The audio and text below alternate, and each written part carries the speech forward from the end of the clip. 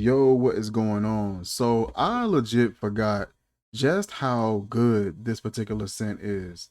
I've gone through quite a bit of it already. This is Fragrance Club Genealogy Collection. This is their variation of Creed Silver Mountain Water.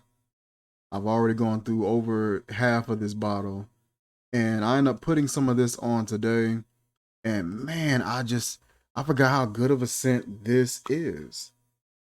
My atomizer got the acting a little crazy. I don't know if I bent it wrong or what's going on with it. I've been having to kind of keep it bent weird just to be able to spray it.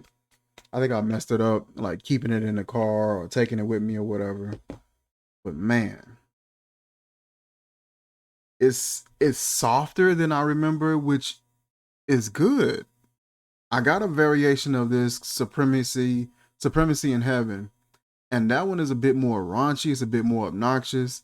I love it, but it's just a bit more bold in how it comes off. This one is so much more smooth and balanced, and it just the black currant in this particular scent really shines through. I want to say the notes for this fragrance is going to be like neroli, mandarin, bergamot. I want to say it's going to be black currant, but I believe they use black currant buds, green tea, and sandalwood and musk. I believe that's what they have listed, and it comes together so good. The green tea is going to give you this almost metallic herbal sort of a vibe. So a lot of notes that are usually popular in certain tea variations, if you are able to get a really good and concentrated version of that herb, a lot of times it's going to come off metallic. If you even leave a tea, I got some tea here. If you leave tea out for a little while, maybe a couple days, and come back to it and smell it, or if it's dried out and you come back to it and smell it, you're gonna get like this dry and almost sort of punchy kind of a herbal scent out of that. It's gonna have like a really sharp, high pitch sort of a note to it, and it can come off sometimes metallic. I usually get that the most with like Earl Greys, something that's like bergamot heavy, but in a herbal sense. Most times bergamot comes off like fresh, misty, and things like that. But there are some teas that bergamot is usually included in, which I believe Earl Grey is one of them. And it sometimes can give off like this metallic sort of a vibe.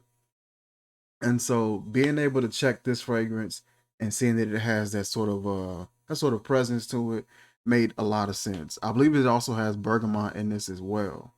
Um, and it's like that metallic vibe is really balanced. It's really smooth. It's not overly obnoxious.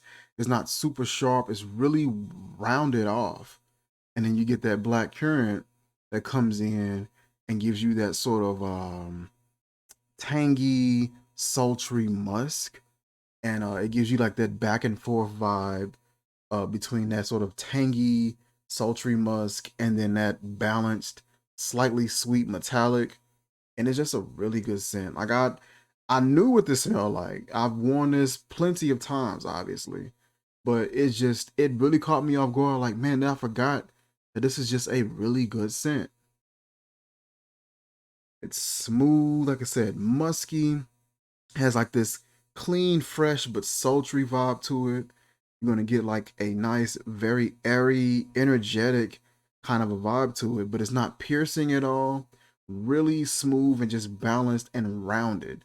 And that black currant kind of mutes some of that sharp or that potential sharpness from that metallic vibe that you get typically in that Silver Mountain water.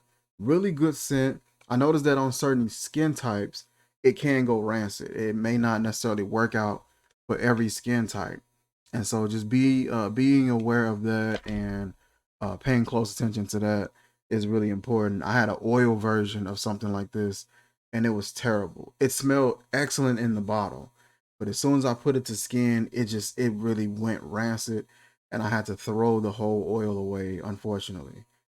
Fortunately for this one, I love this. Excellent variation. Definitely want you guys to check this out. Check out their website. They got quite a few fragrances. They mainly try to stick to their Creed variations and making Creed replicas. But they've been branching out and grabbing a few other ones. I believe they have a Oud Wood from Tom Ford. They have a Baccarat Rouge. They have a Dior Sauvage, and they recently included Creed Love and White as well. So I'll be looking out and seeing what other variations they may be coming up with, and keeping a close eye out for that. That is it for this video, you guys. Like, comment, share, subscribe, and I will catch you guys soon. Peace.